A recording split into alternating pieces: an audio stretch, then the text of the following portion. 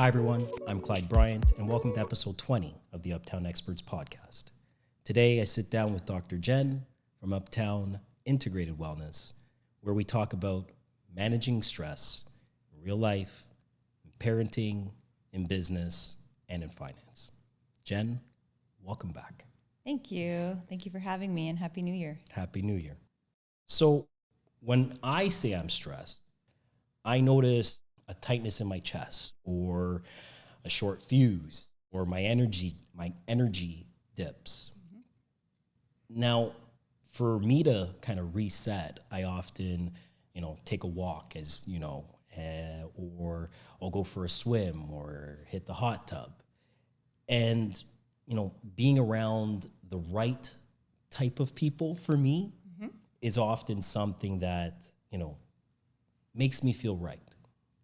But what I'm wondering really is what's happening inside of us and what are some of the things that really causes stress? Mm-hmm. So when we say we're stressed, why don't you tell me, in your opinion, what's happening in the mind, in the body? So we have to understand that stress is a normal adaptation in the body. When we feel as though we are under more pressure, or we might feel we have more demands than we are capable of meeting, that's when we feel stress. Stress, what happens in our body when we feel this pressure or this stress, is that our brain signals our body to secrete certain chemicals. We may be familiar with cortisol, which is a hormone that our body secretes under periods of stress. In addition to others like adrenaline, norepinephrine, epinephrine, these are all secreted by the adrenal glands. And so what they do is they allow our body to cope with this stress. So it's preparing our body to deal with the stressors. So what happens and what we might appreciate and feel is an increase in heart rate, just like you suggested. We get an increase, we get bronchodilation even in our lungs. We shunt blood away from our digestive system into our extremities because, evolutionary speaking, when the body was in a fight or flight state, it was because, an individual back in the day was having to run away from potentially predator or danger. I mean, that's an acute fight or flight state in which somebody might need their body to react in that way. But the problem that I see a lot in my practice and with people today is that these moments of stress are not just moments, right? These chemicals that are being secreted in our body, it's a constant circulation of hormones, which shouldn't be there in our body. So when that happens, I recognize that people start to experience things like anxiety, disturbed sleep. This is what I'm speaking of when I talk about chronic stress. Why don't you tell me the difference between short-term and chronic stress? So short-term stress is something you feel maybe for an instant of time. So for example, if you're a student studying for an exam, you might have an acute stress during that exam, 2 hours, you might feel your heart racing, your chest, tightening potentially. You might get some like butterflies or stomach. Yeah, I get those. Some stomach issues. And that is acute stress. It's not long-lived. It's intermittent. It's for a period of time. What chronic stress is it's when the body and the mind are constantly fearing something, whether it's a fear of financial strain, maybe there's a relationship strain, someone is constantly feeling under pressure, maybe it's work pressure, family pressure, whatever the cause for the stress is, just know that chronic stress is something that the body experiences prolonged. For a prolonged period of time. And that's where the harm to your body and to your system comes into play.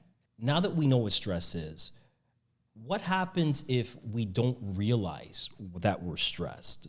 How do we cope? What do we do?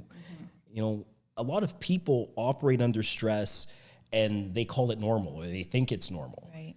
And you only notice when, like you said, sleep goes or your patience disappears or your energy drops. So for the people who may not even know that they're stressed, how can someone tell? I mean, self-reflection is important. Speaking to somebody who might be able to ask you the right questions. So for example, if someone comes to see me in the clinic, I sit down for an hour and I try to understand what kind of lifestyle is one leading. Do you have symptoms of stress, which may be difficulty falling asleep, headache, tension headaches, muscle tension? These are some signs that the body is dealing with stress. Another common one is digestive upset. So, whether it's stomach pain, lack of appetite, or overeating potentially, those could be some signs that your body isn't dealing well with what the demands you're placing on it. So these could be some cues that might alert you to the fact that you need to seek help. You need to see somebody who can look at your health and look at your well-being and help you in that way. So is stress self-imposed, or, how much of it is perspective versus circumstance? I don't know if there's an exact percentage, but I will say this. Sorry, that's me as a numbers guy. That's okay. It depends on the individual. I will say, and this can give power to the listener, no matter the circumstance you're in, you have great control over how you perceive your life and how you perceive your thoughts and how you can change your situation and your circumstance. So when people come to see me and they say that they're stressed out, the question is, well, what are you so concerned about? What is stressing you out exactly? So having that conversation and understanding the thoughts that the individual has, because our thoughts, stem from beliefs, our upbringing. And, some people have more of a positive mindset. Some people believe they can overcome anything. They can, meet the challenges and get excited to meet the challenges that they have among them. And then there are some individuals who worry a lot, who... That's me. who have a lot of fear, right? Like fear of the future. Worry is just fear, clearly. And so if you can understand the thoughts you have and, kind of explore them and help yourself to recognize, are these the best thoughts for me? Is there a different thought I can choose to help me see this clearer, or to help me gain perspective and maybe act in a way that's going to help release some of the stress I'm feeling? Are there any weekly self-checks that you potentially could do to help catch stress early? Well, I think it's important to spend some time, with yourself, whether it's in deep thought or doing things that at least relax your body. For some, it's a weekly massage. For some, it's a yoga class. For some, it's a therapy session. And I think it's important to check in with yourself and ask yourself the questions: how do I feel right now? If I'm not feeling well, where am I feeling that in my body? Do I have chronic headaches? Do I clench my teeth at night? Am I staying up later than I need to be? And it's understanding where you're at and then talking to somebody like myself about where you want to be, right? How do you get there? And it's a process, it's a journey, and you got to do the work. Part of why we're here today is, as we mentioned previously, is I'm hearing more and more about people that are stressed out, right? Whether it's time of year that's causing it, or, finances, or whatever the situation may be. But understanding that there are people that simply don't know where to turn, don't know how to handle it, and are looking for, I'm going to say, a solution, or at least a path to follow to help find a better way. One of the fastest ways to reduce stress is focusing on what we can control versus what we can't control. Yeah. So the major issue, or the major stress trap, is obsessing over things that we can't control. And some of those things might be, for me, I'm a mortgage guy. Interest rates are up, which means your mortgage payments at renewal are probably going to be a lot higher than they were when you signed up for that mortgage. And financial stress is a major factor for most people. But, market swings are other things that we can't control, and people, again, obsess over. And I wonder, does stress start to ease when we, I'm going to say, redirect our energy to what we can control? Yes, I do agree. I think it's important to recognize you can't control much. That's where a lot of stress also comes from, is because people try to control everything. They try to control people, they try to control situations, they try to control, too much. And I think, that in and of itself is unattainable. And the moment you tell yourself, I can only control me, I can only, take back my power. There's the book Let Them by Mel Robbins is, taught me that you can't control everything and everybody. And the moment you relinquish that control, it can be very freeing, and it can alleviate a lot of stress for a lot of people.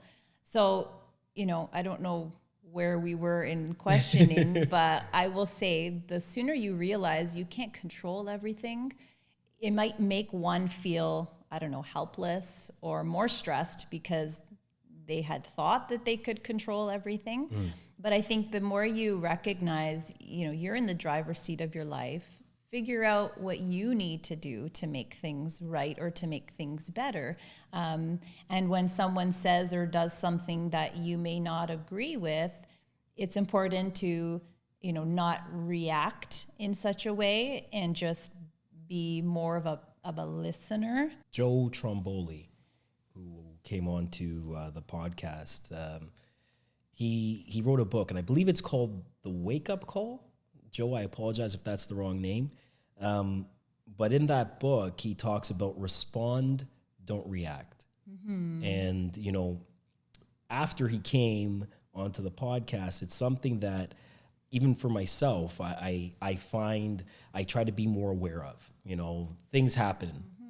Things happen every day. Yep.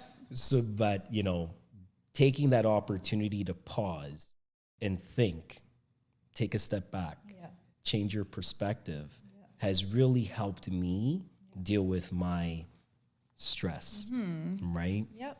And so let me ask you this. Sure.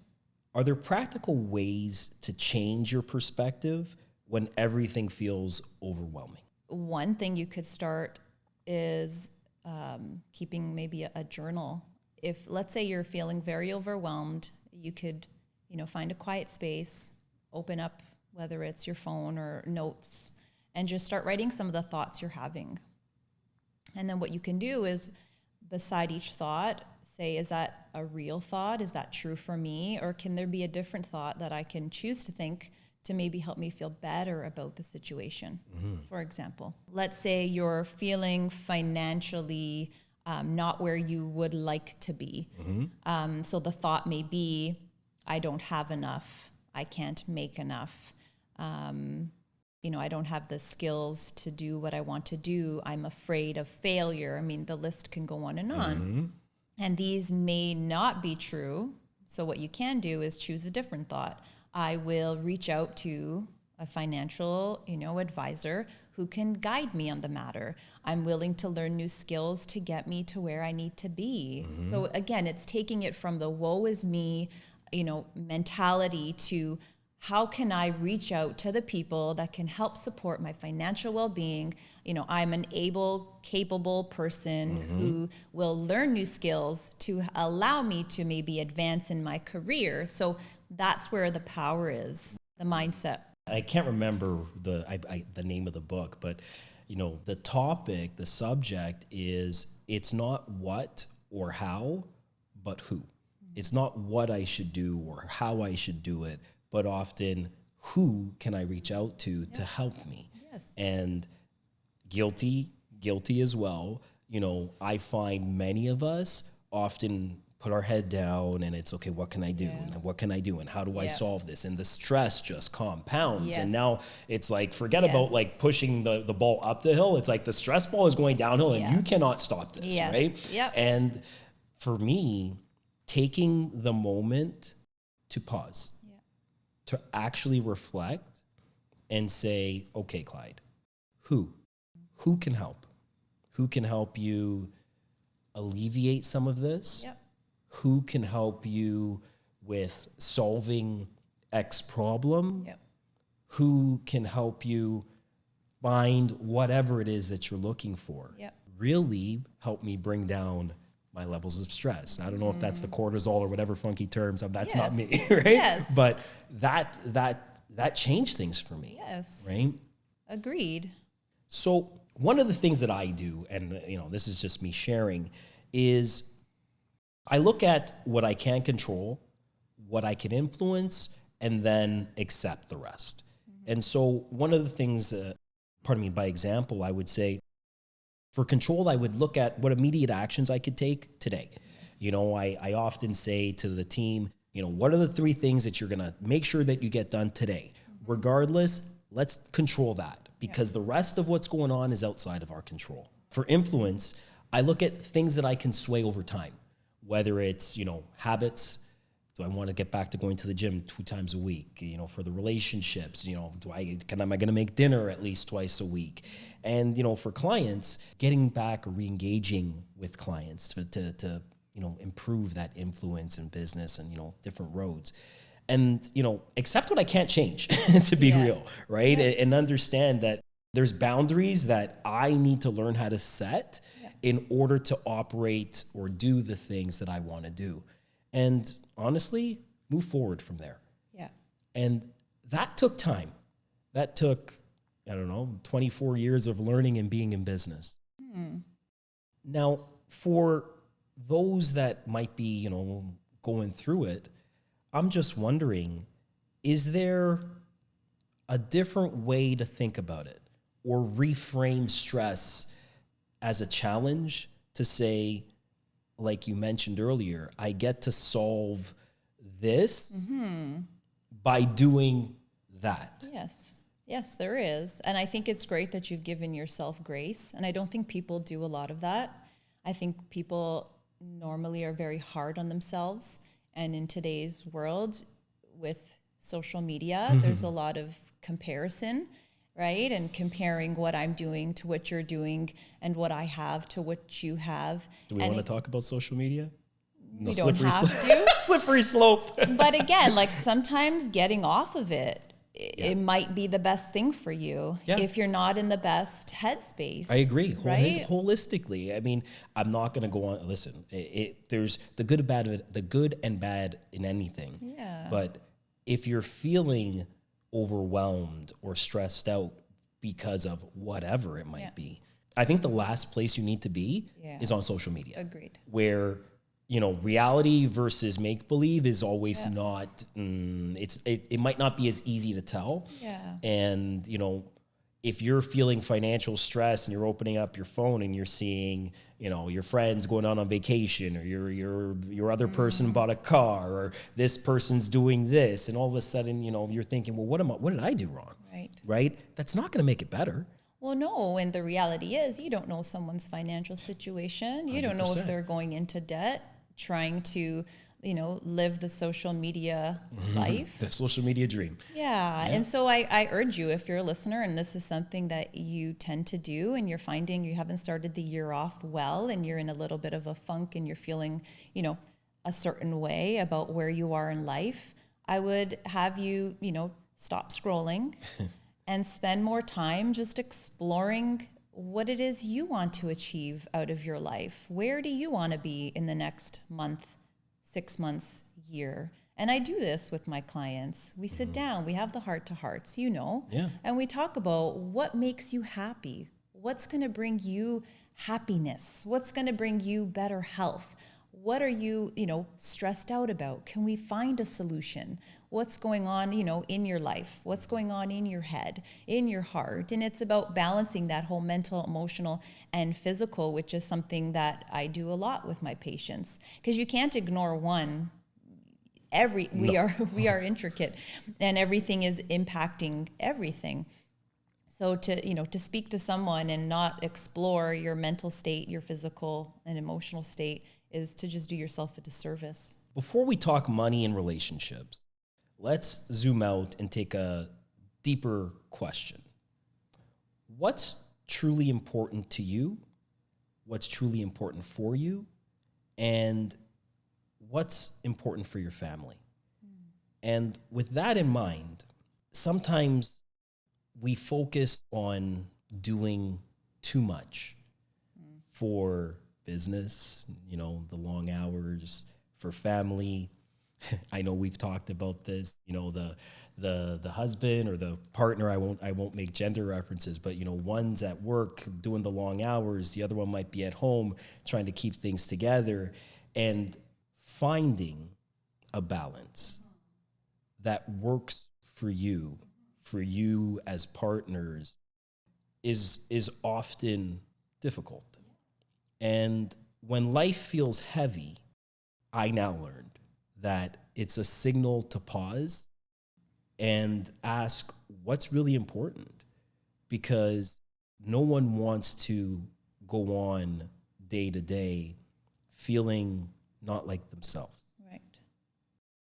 So why does misaligning between values and actions create stress? It creates stress because it's not in alignment with who you are. And you'll feel that. You'll feel that in your gut and in your body when you're not doing something that is bringing you joy. I mean, ultimately, I do believe we are all here to serve a purpose. And when you find that purpose, you feel good and the recipient feels good. And it's not always easy to do that, but I think if you're very stressed or if you have anxiety or depression, it's a sign that you're not where you should be. Or you need to figure out a way to allow for a change, whether it's in a relationship, environment, career. It is a strong sign that you're not dealing very well with whatever is in front of you. How does someone start redefining what's important to them without feeling guilty or selfish? I find, even for myself, there might be times where I know I need to step away because of the stresses of work. But if I'm taking an hour for myself or 2 hours for myself, I feel guilty that I'm not spending this time with my family, with my kids, with whoever. Yeah. And how do you get away from that when you actually do need some of that time for you? Exactly. Well, so I'm a mom of 2 small kids. And I know that if I don't take time for me, and it's not easy, I have less patience, I'm less present as a mom, and they feel that. I'm short, I'm irritable.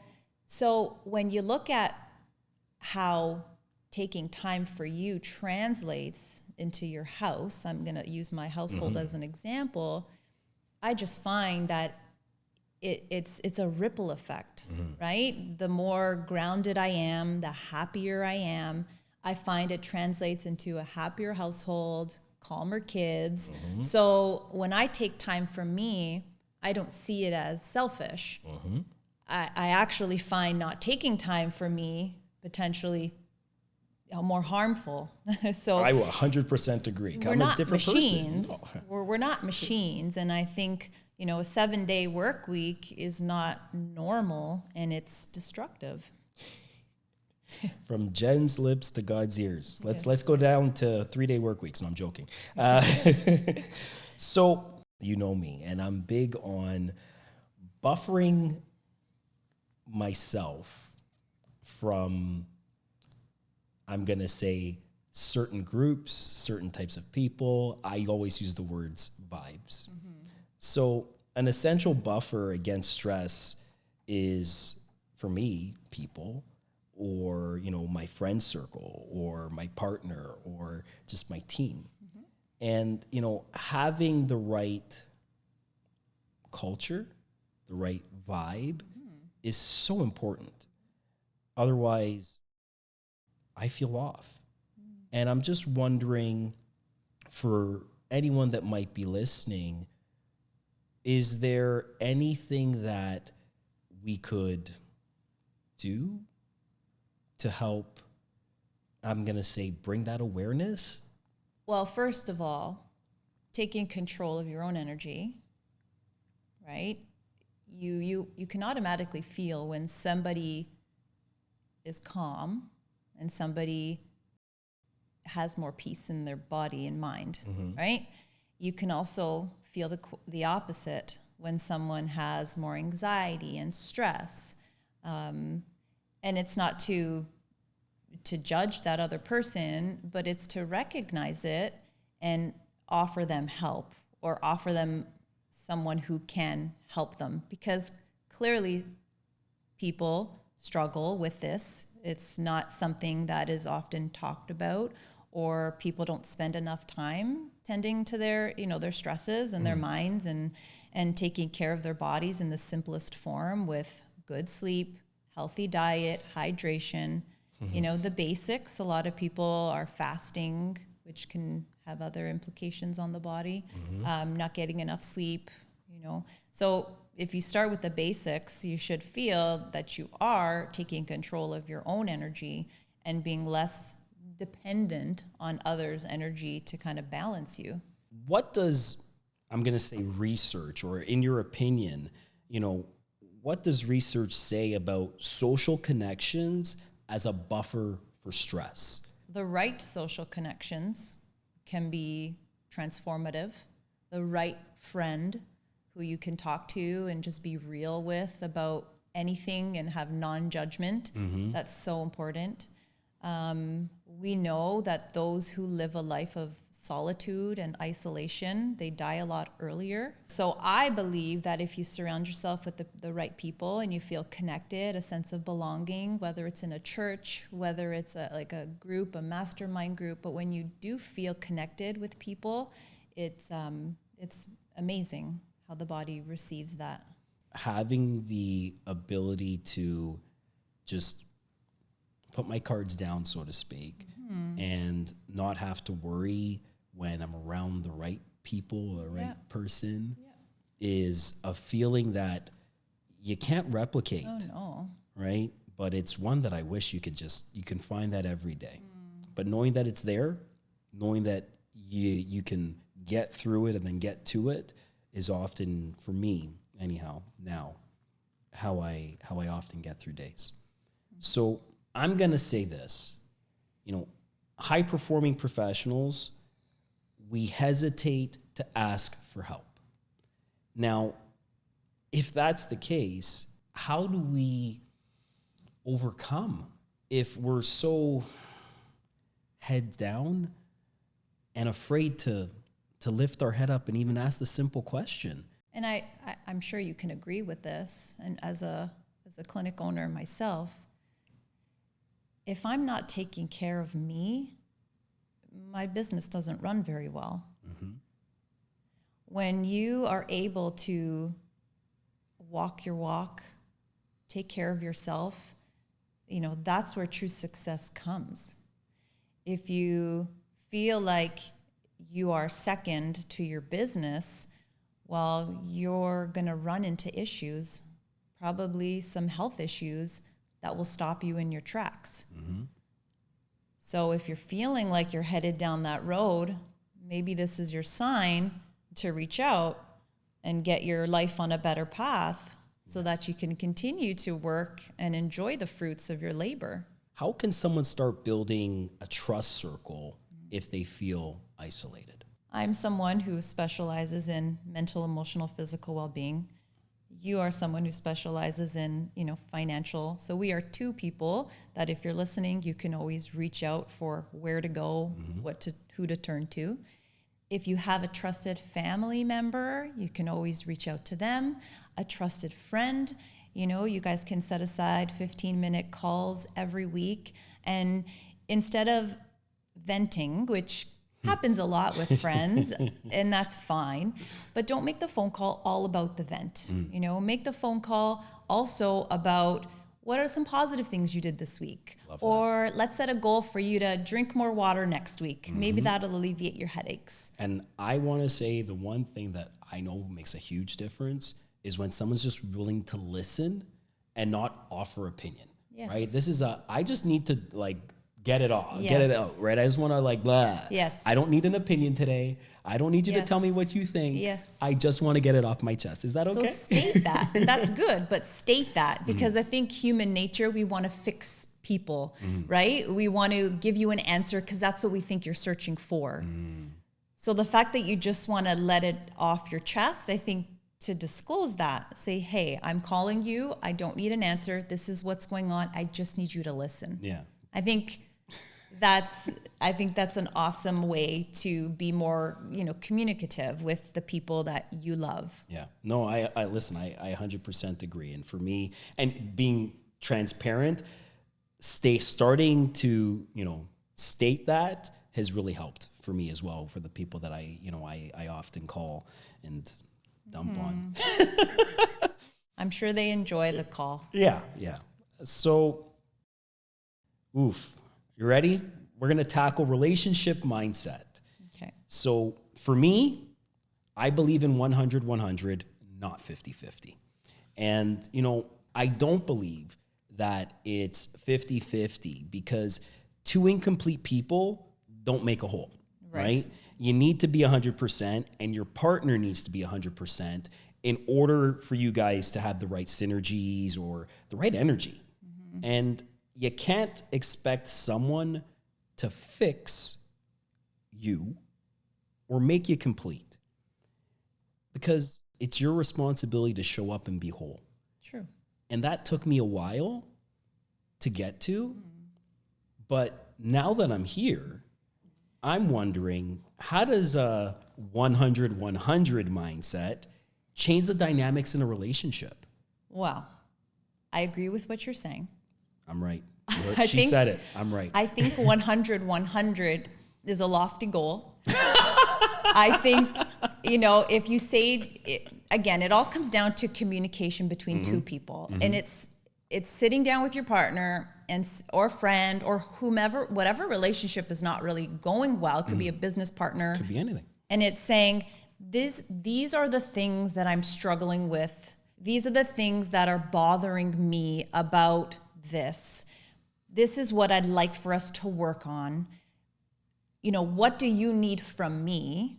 And how can we get better together, right? It's not, I don't want the listeners to think that you have to be perfect and whole to enter a relationship because there's no such thing as perfect. There is no such thing. I'm a perfectly imperfect person. Yeah, same here. And as long as we try our best and we're honest with ourselves, our shortcomings, our weaknesses, and our strengths, and we lead with love, I think that should be enough in any relationship. I agree. What's a simple framework couples could use to avoid dumping stress and communicating clearly? If you've had a rough day and you're feeling a little stressed from work, and let's just say you're coming home to your partner or you're driving, you could always get on the phone and say, I've had a really rough day today. This happened. I want to talk about it or I don't want to talk about it. You might feel that I'm a little bit distant. I just need to come home and maybe hit the gym and then we can chat. Can you allow me that space? It's just about communicating, right? Because sometimes we don't communicate, but we're showing how we feel through body language. Yeah, body language, right? So I think we have to be better at communicating with people and not feeling so afraid of speaking honestly. Like there's a way to speak honestly and directly without being offensive.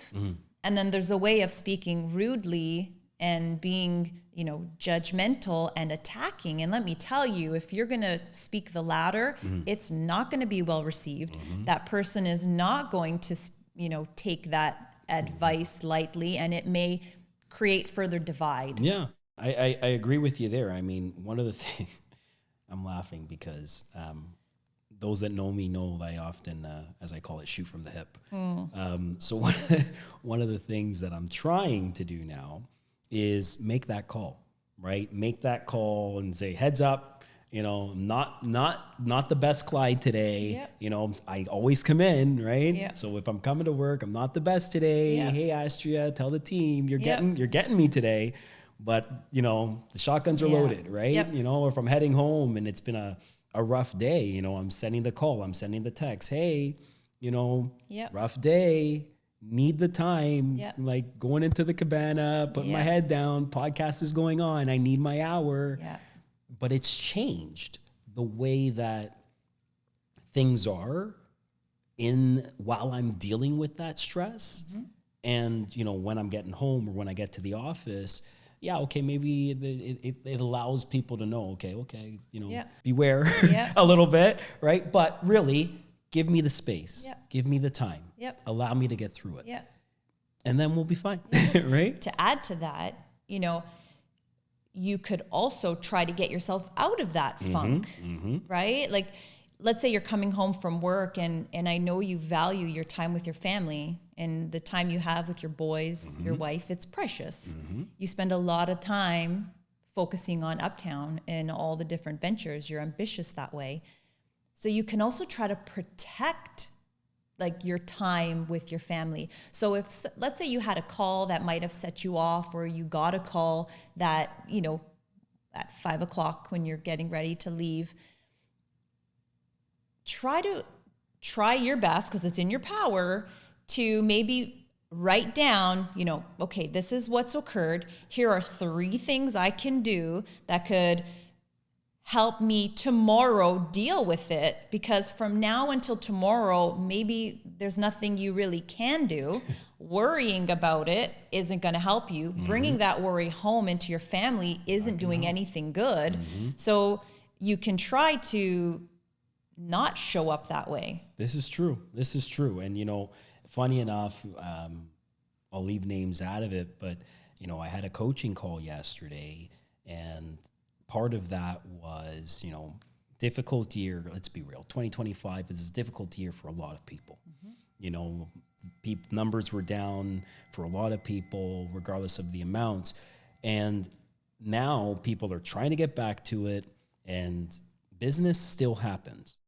Life still happens. Right. You're going to lose deals. Yep. You're going to lose clients. Yep. Pardon the expression, shit happens. Yes, it does. But how you deal with it is what really matters, Exactly. right? And the reminder for everybody is how you deal with it is what matters, right? So let's talk about the other side of stress. Okay? If you're thinking about gearing up for a big game or launching a new project, the stress that energizes you instead of draining you, is there such thing as positive stress? And how can we leverage it? Well, it's natural. It's innate. You'll feel it. So when your boys are getting ready to get on that field, they're feeling that positive stress, that adrenaline, that cortisol pumping through their bodies. It's like, okay, let's go. It's usually connected to a thought and a feeling of, this is my passion. I love this. I'm excited. It's a challenge. We got to win the game.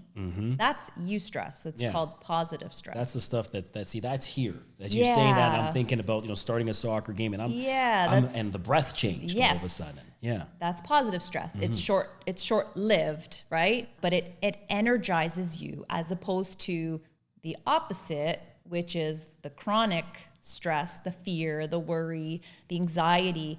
That's a different feeling. And I'm sure we've all had feelings of anxiety intermittently, some more chronic, but there's a difference between positive stress, which is gearing up to go and enjoy and do something you love. That is an innate, God-given feeling. It allows us to perform, right? Now, I will say this. In my practice, I have a lot of tools to assess your body's capabilities of handling stress. So there is a way to measure cortisol in the body amongst other hormones. What I often see in most people who complete these cortisol saliva tests is that it's actually opposite of what most people think. Interesting. Cortisol will remain high only for a short period of time until it starts to drop, and it stays at a low baseline level. And that's usually an indication that you've been carrying stress for too long and your body's now in a burnt out, exhaustive phase. Interesting. So a lot of people come in thinking, oh, my cortisol levels are going to be through the roof. But what I've come to appreciate over my years in practice is that most people come to see me a little too late.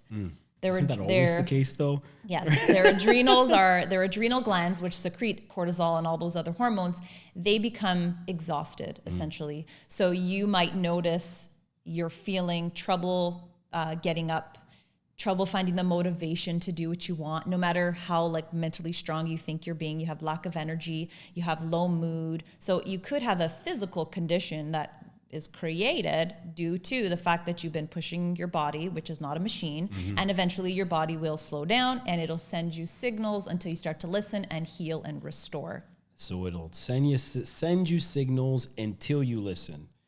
Yeah, louder and louder and louder. The problem is most of us don't listen. If you want to read a great book that exemplifies what I'm speaking of, it's by Dr. Gabor Mate. He is a family physician. And he wrote a book called When the Body Says No. So you may not be saying no in your head to the stressors, but your body will start to say no. And essentially each chapter goes into detail about each pathology, condition, and what commonality people shared in developing that condition based on their lifestyles, their thoughts, their upbringings. It's quite amazing. Yeah, I remember the body says no. You did share that one with me. I did go through it. I'm a podcast guy, as we all know, so I did listen to the audiobook, and yeah, it was an interesting listen. I won't say Good. read. I'm glad. Thanks for sharing that one, by the way. Let's talk about the elephant in the room. I'm a finance guy, and financial stress, especially the stress that comes when mortgage renewal payments go through the roof. And if I'm going to say, so stressed out because all of a sudden my mortgage payments are $500 more, $1,000 more, whatever the situation might be, that's real stress. But that's also stress you can't control. Interest rates are going to go up. Right. Markets are going to do whatever they're going to do. But what we can control are our options. Yep. And so what happens to decision-making under financial stress? It's hard to make decisions when you're financially stressed. So my advice would be, don't wait, call Clyde. I did not dare to say that. But yeah, seek counsel. And that goes with, even in my profession, don't wait until you have a grave, diagnosis. Seek advice now when, you have better footing and you have a sound mind and you're not losing sleep, because this can all be preventable and avoidable. And that's 100% true. So for couples that are discussing money, how can they discuss without escalating or conflict arising? I think having a mediator like you or somebody. As often most do. Right? Just to look at things objectively and looking at, your bills, money in, money out, looking at where you're spending money maybe foolishly and what's not necessary, right? Yeah, 100%. And I'm sure you'd have more guidance on that in that respect of Yeah, how to save money. Some of the things that I would say would be, just when we're talking about, right now, mortgage renewals are up and coming throughout the year of 2026. And I'm going to say to anyone that's listening, you got to start 4 to 6 months out, because making sure that you explore the right options to create the right plan for you and your family is what's most important. Yep.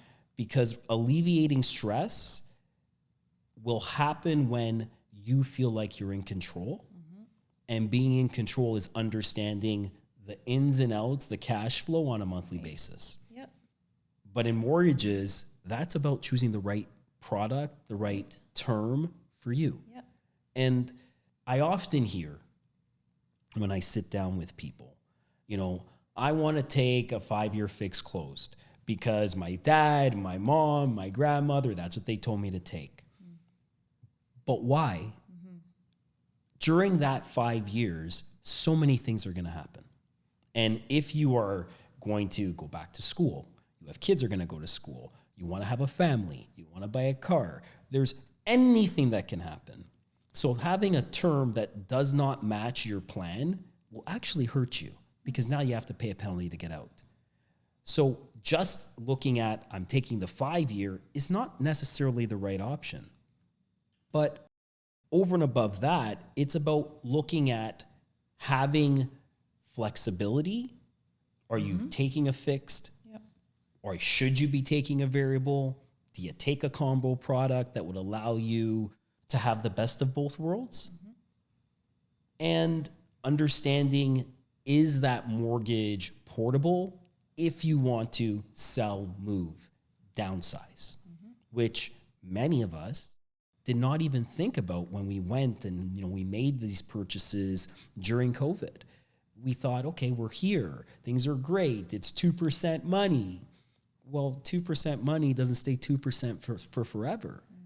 And now we're coming up against it. So do you want to carry that $1.3, $1.8 million mortgage? Or are you going to downsize?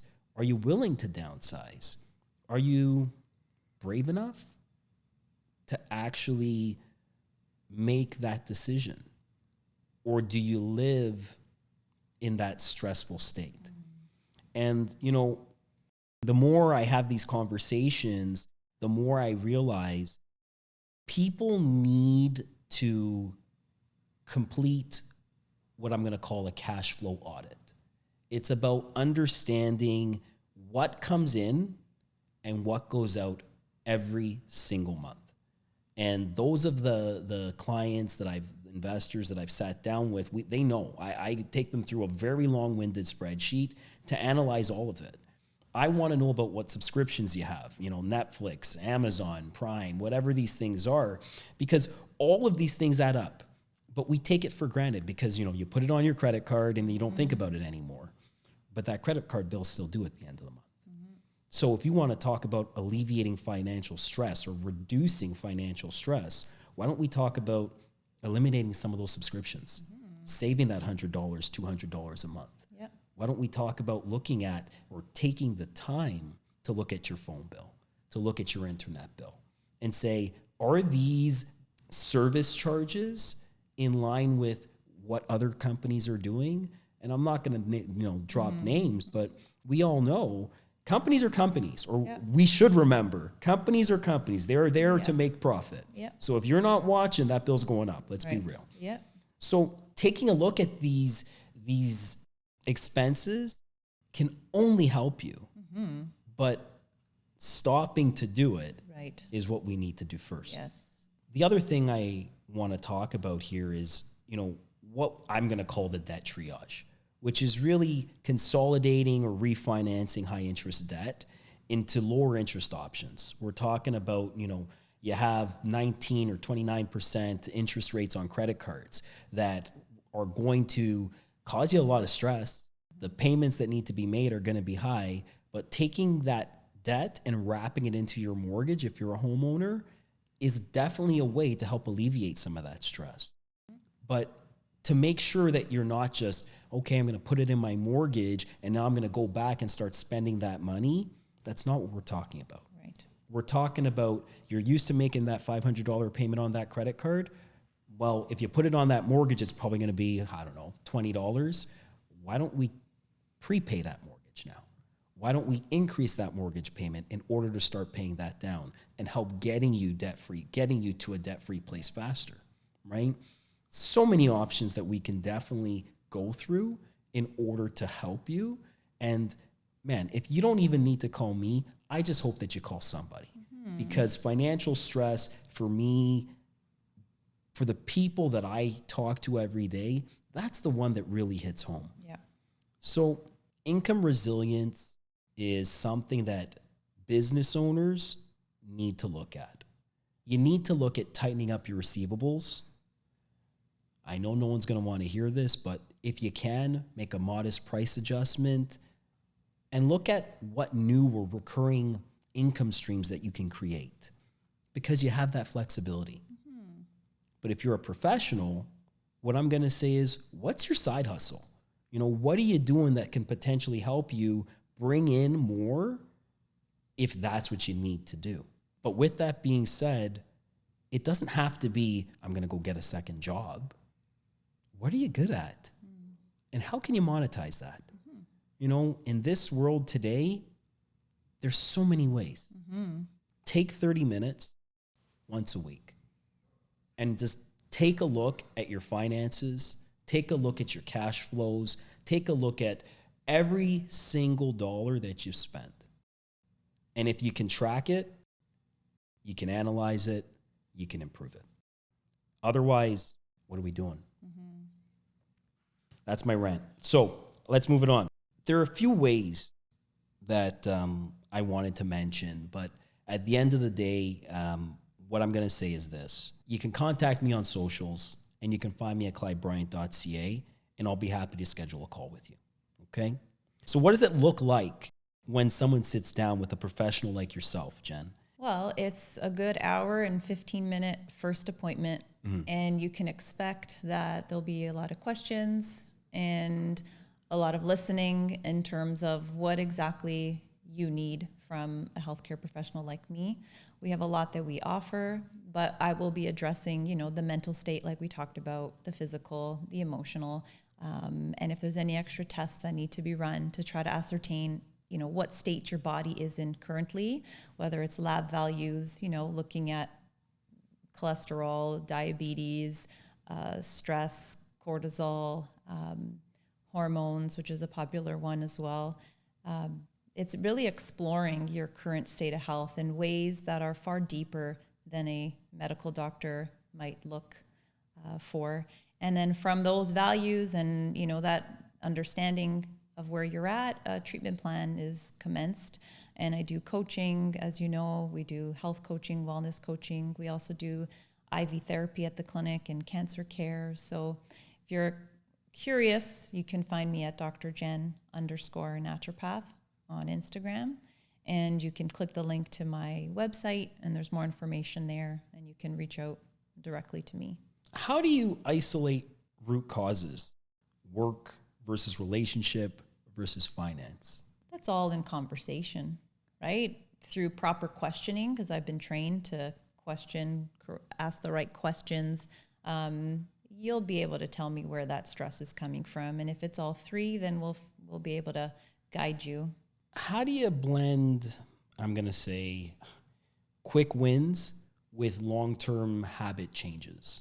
Well, it's doing goal setting with someone who's going to hold you accountable. And you're the accountability coach. I am. I really will hold you accountable. It's recognizing, you know, what goals do you want to have? Which ones are going to take time? Which ones are going to lead to your, you know, your future goals? And that's essentially what it is. It's sitting down, putting pen to paper, and doing that. And do you involve partners or family? And if so, how do you do that? Well, that's a tricky thing, but I can always, you know, if there is an issue with a partner, I mean, unless they want to bring in their significant other, or it's advising, do this in this environment with this person and get back to me on how that works. But I've done couples counseling before. So I'm open to whatever's going to get you to get the results you need to live your life to the fullest. To reset the body, what can we do? Drink more water. Drink more water. Eat better. 3 balanced meals. Take time to just deep breathe, right? Breath is life.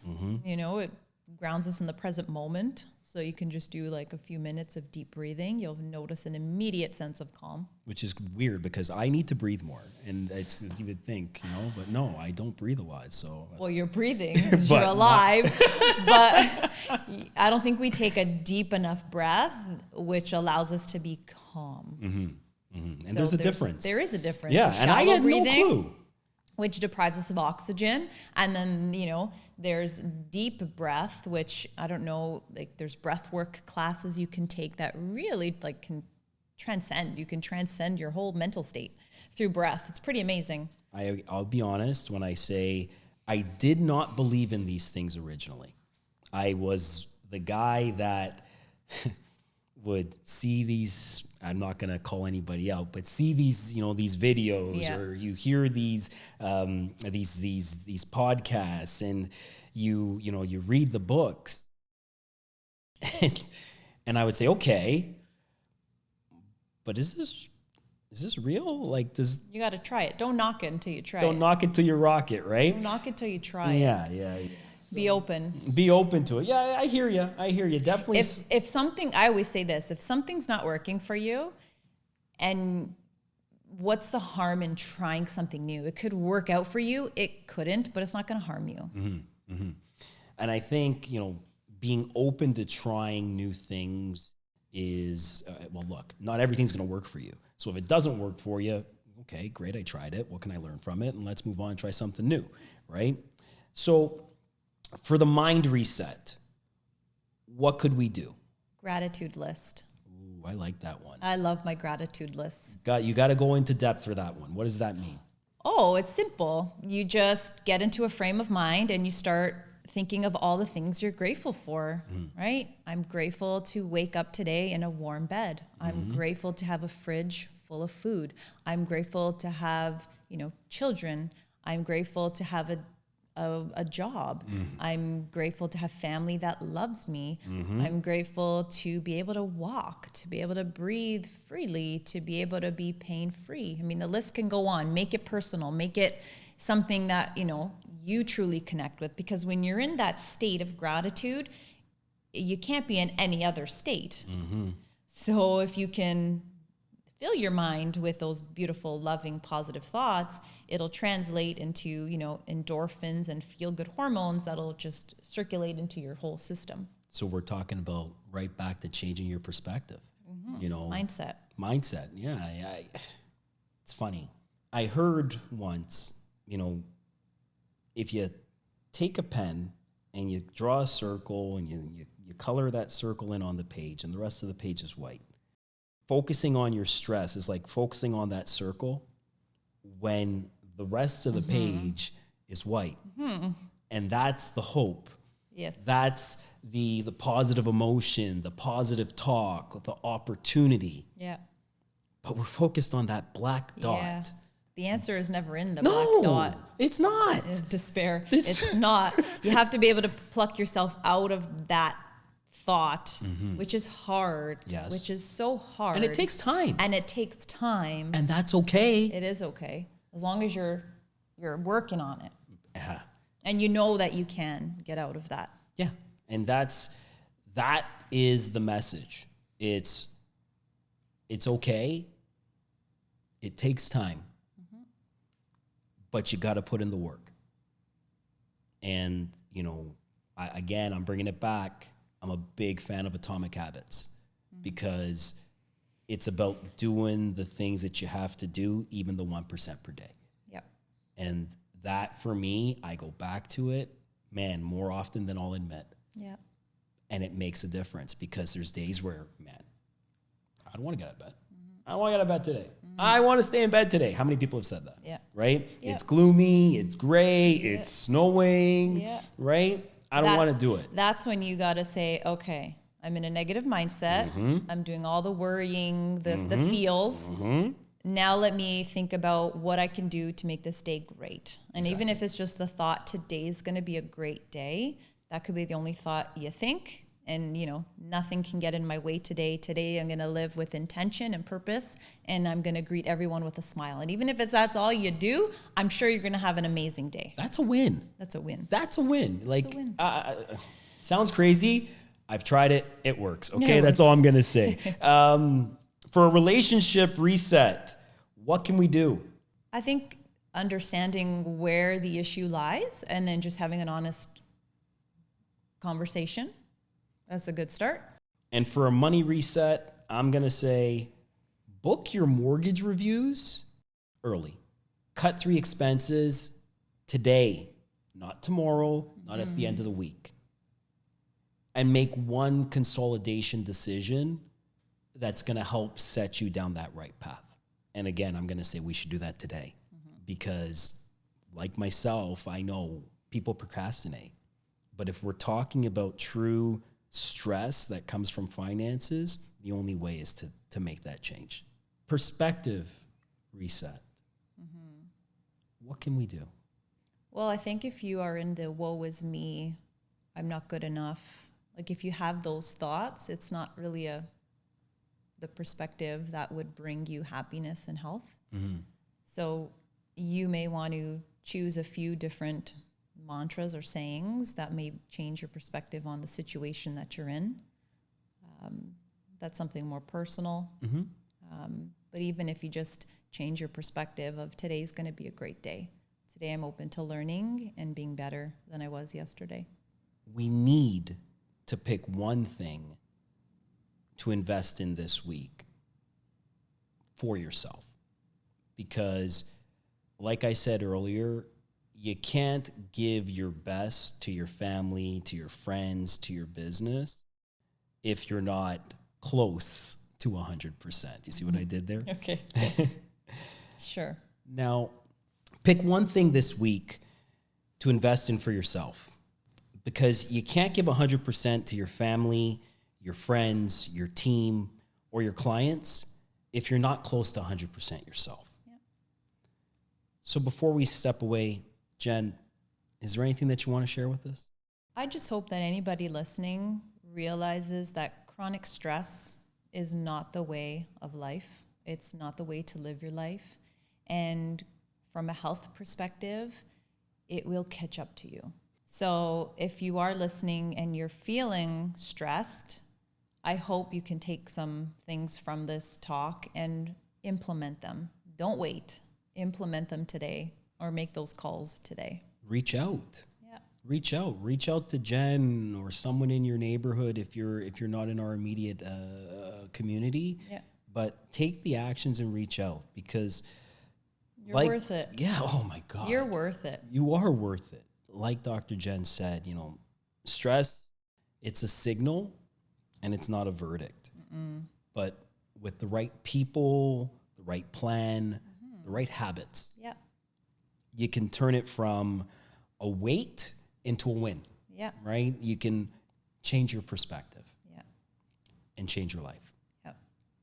So with that, Dr. Jen, Yes, Clyde. I want to say thank you again for coming My and pleasure. sitting with us. And for those of you that are listening, if this helped or you know someone that you think it might help, share it with a friend. And again, thank you for listening. Thank you for Uptown. having me. Uptown Experts, we're out.